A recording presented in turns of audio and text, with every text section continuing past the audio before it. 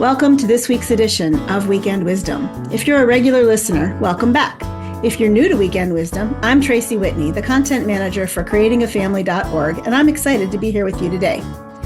Weekend Wisdom is our short form podcast that answers your questions and offers practical information to strengthen your family. You can send your questions to info@creatingafamily.org, and we'll do our best to find the answers and resources that meet the need you're expressing. Tell your friends and your family about Weekend Wisdom and share it from wherever you get your other favorite podcasts. Today, we are answering Rose's question. She says, I want to know how I can help my child, foster or adopted, with the issues that rise out of the blue. There are things that happen that you're not aware of, and it just shocks you and throws you off. As an adult, it's hard to know how to respond and how to handle some of these things, because you can make it worse for the child. Sometimes I feel like I need a therapist to help me navigate being a foster parent. Well, we agree. Thank you, Rose, for sending in your question. And I'm sure that all of the listeners can relate to this in some way. No parent loves that deer in the headlight feeling that we get when we learn something unexpected about our kids. I would guess that many of us in the foster or adoption community also feel like it happens more than we expected it to. It's hard to know what to say or do when a child that you're supporting drops a conversational bomb in your lap. And to be fair, it does also happen with our bio kids. But certainly, when you are raising a child who has come to your home with memories and experiences that you don't know about yet, these unexpected disclosures can take you by surprise. It seems to me that planning how to handle the unexpected is going to take some practice. And here's a few suggestions that you can try for practicing and easing yourself into it. These aren't sequential steps, but I'm numbering them to help everybody keep track. And let's be honest, to help me keep track. So first, learn how to practice the art of the pause. You need to release yourself from the pressure of having the right response or even an immediate response. Instead, take a deep breath. Let them know you're taking a deep breath. Ask them if you can sit for a minute or two with them to process any information that they just shared with you.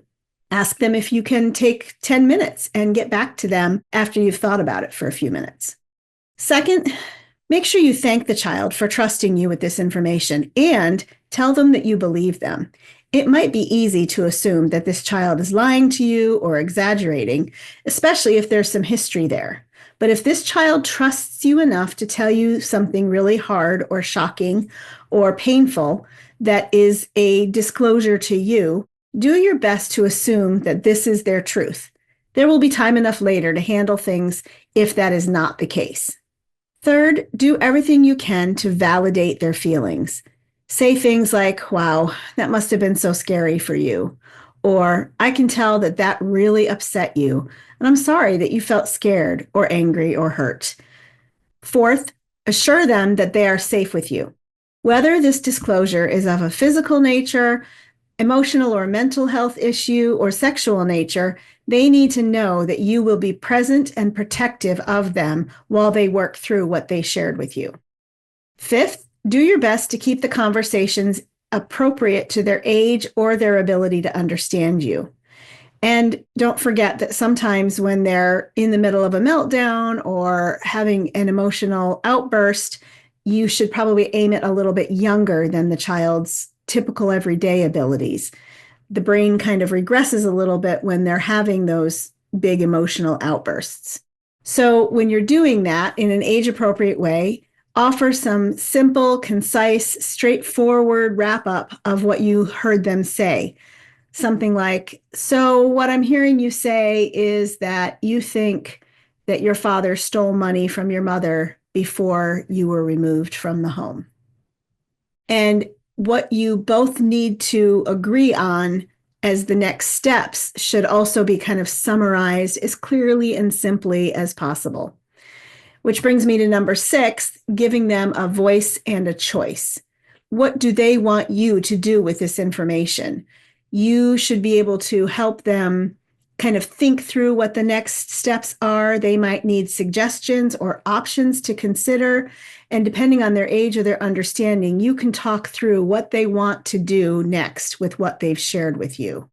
However, Please make sure that if you are a mandated reporter, like a foster parent, you have to let the child know that you are required to report the information if it is of a reportable nature. And assure the child that even if you do have to report it, you will continue to protect them and guard their dignity and their privacy to the very best of your ability. Seventh, try to offer an opportunity to re-regulate and connect with some sort of physical activity, whether it's a firm, deep hug, or holding hands while you go for a walk around the neighborhood, or shooting hoops together in the driveway. Try to find some sort of reconnecting activity that tells them and their brain and their body that they are safe and cherished. So often these hard or shocking disclosures can come with a lot of shame for our kids. So you want to refocus your time and your attention on a connecting activity that will level out that shame. You want them to know that nothing that happened to them and nothing that they will tell you will change how you feel about them. And finally, try to stick close for a bit. It doesn't mean that you should, sit next to them on the couch like this, but your presence and your safe reassurances will give their brain and their body the message that they're safe, that you're not put off by anything that they shared, that you are with them, and that you're covering them with your safety and your authority. Rose, I hope these ideas helped you navigate the experiences you're having with your foster kids. You mentioned in your question that you feel like you need a therapist to help you do this fostering role. And you're right, you do. You deserve a safe space to learn some new tools for how to navigate conversations with your foster kids and to offload some of the hard stuff that you experience while you're helping these kids heal. If you can find a counselor or a therapist to be a safe space for you, do it.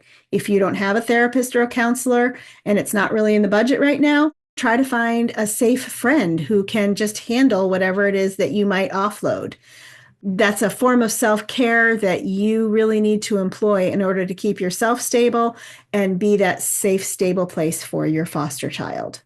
We also have an active, supportive online community which will welcome you with open arms if you're interested. You can find us at facebook.com/groups/creating a family. I hope we see you over there soon. If you liked what you heard today, please consider offering us a rating or a review wherever it is that you listen to your favorite podcasts.